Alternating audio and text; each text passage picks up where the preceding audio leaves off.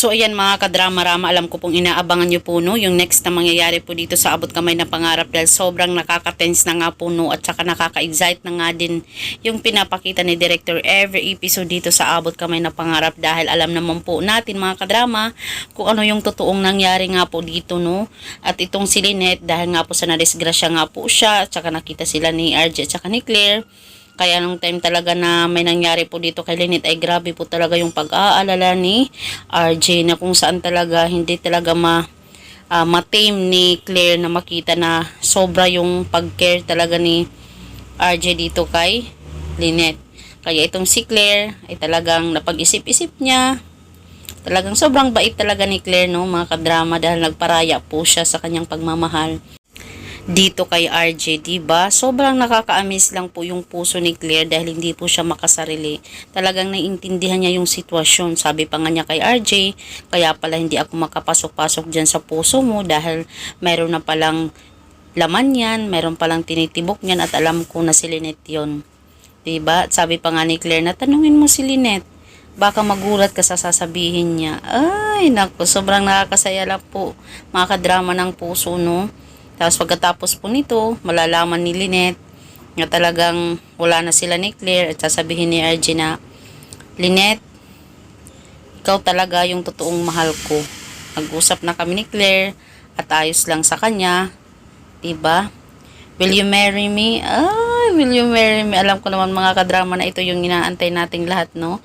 Na talagang pakasalan ni RJ at mahalin ni RJ itong si Chinita, itong si Lynette. Diba? Parang nalab at first sight itong si RJ noon eh. Nung time na nagkita sila at nagkaroon pa sila ng anak na isang genius na si Annalyn na kung saan itong anak nila ay matagal na talagang pinapangarap na mabuo talaga yung kanilang pamilya, no? Diba? Nakaka-amaze lang na maabot din nila yung pangarap nila na mabubuo yung pamilya nila at lalong-lalo na itong si Annalyn. At pagdating ni Annalyn ay sobrang masayang-masaya po talaga ito. Siya yung unang magiging masaya sa lahat ng nangyayari ngayon. Diba? Dahil kahit nga din si Annalyn nakita din yan itong paghihirap din talaga ni Lynette. Diba? Yung kung saan mahal na mahal niya si RJ. Kaya nung time na sasabihin ni RJ ito dito kay Lynette ay talagang Lynette ay magugulat po talaga siya sa kanyang sasabihin sa revelasyon po talaga dito, no? Kaya itong si Lynette ay hindi makapaniwala sa kanyang sarili, sa kanyang naririnig at nakikita at sasabihin niya, totoo ba ito RJ? Diba kayo lang ni Claire nung isang araw tapos ngayon bakit wala na kayo dahil ba sa akin? At sasabihin ni RJ na okay lang, huwag kang mag-alala, okay lang kay Claire, iwalay na kami, nakapag-break na siya sa akin dahil naiintindihan niya ako at nakikita din niya yung pag-care ko sa'yo. Kaya alam ko kung nasaktan ko man siya pero naiintindihan naman niya ako. So yun lang po mga kadrama.